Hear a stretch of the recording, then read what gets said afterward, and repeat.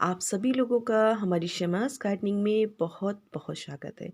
आज एक बहुत अच्छे प्लांट एंड शुभ प्लांट को हम बात करेंगे। आज जिस प्लांट के लिए बात कर रही हूँ वो बहुत इम्पोर्टेंट हो, तो वो हमारे शरीर के लिए, हमारे घर के लिए हर तरीके से फ़ायदेमंद है। तो ये आज पान का पत्ता, आज पान के प्लांट के बारे में बात करूंगी जो बेल नुमा होता है, और पान अपने घर में ग्रो कैसे करते हैं और उसकी केयर कैसे करते हैं और अच्छी ग्रोथ कैसी होनी चाहिए, इसके बारे में हम चर्चा करेंगे। तो देखिए, लगाना भी बहुत आसान है और उसकी केयर थोड़ी सी हमें करनी पड़ती है।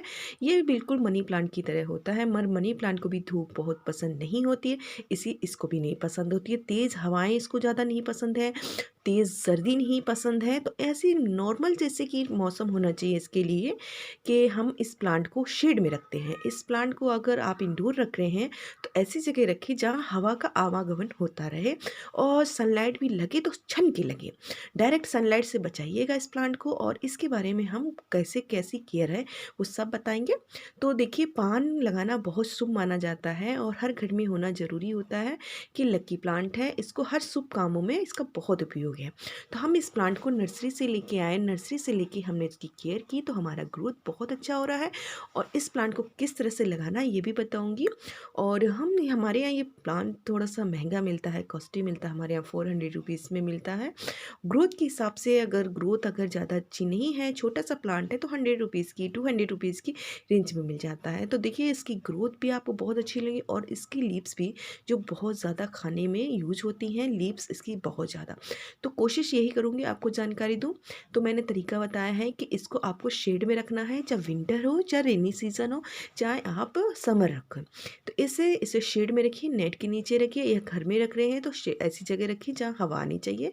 पानी की हम बात कर लेते हैं। इस पानी को ऐसे पानी देना है जैसे इसकी मिट्टी बिल्कुल ड्राई ना हो सके, नमी हल्की बनी रहे।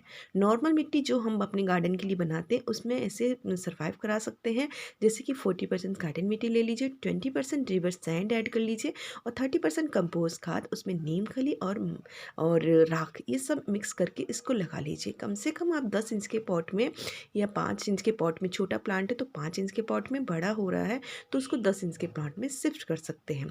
तो ये इस तरह से रहता है। मैंने एक स्टिक के थ्रू इसको लगाया हुआ है कि स्टिक से इसको पानी मिलता है तो हर पत्ता इसका सेम बराबर होता रहता है, कि जने से जाने से और इसकी जो स्टिक से भी इसमें टच में रहता है तो वहाँ से इसको पानी मिलता है, जिससे ये प्लांट बहुत अच्छे से सर्वाइव होता है।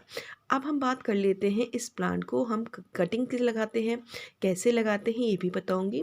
जैसे कि आप इस प्लांट की कोई भी कटिंग ब्रांच ले लीजिए, हर ब्रांच की टिप में जहाँ लीव्स होती है वहाँ से एक रूट्स पोड़ती है ये, तो वहाँ आपको इसके बिल्कुल टिप से लगाएं, चाहे आप इसकी जो सॉलिड स्टिक हो जाती है वो लगा सकते हैं पानी में डाल के, जैसे हम मनी प्लांट लगाते हैं इसी तरह इसको भी लगा सकते हैं, या आप इसकी जो जड़ें होती हैं वहाँ से निकाल सकते हैं। जैसे ये दिख रही है ना, यहाँ से न्यू जड़ आ जाएगी, और मैं दिखाती हूँ। मैं अब देखिए, जहाँ जहाँ से लीव्स हैं वहाँ से न्यू जड़ भी आएगी और न्यू प्लांट भी आता है, ब्रांच भी आती है।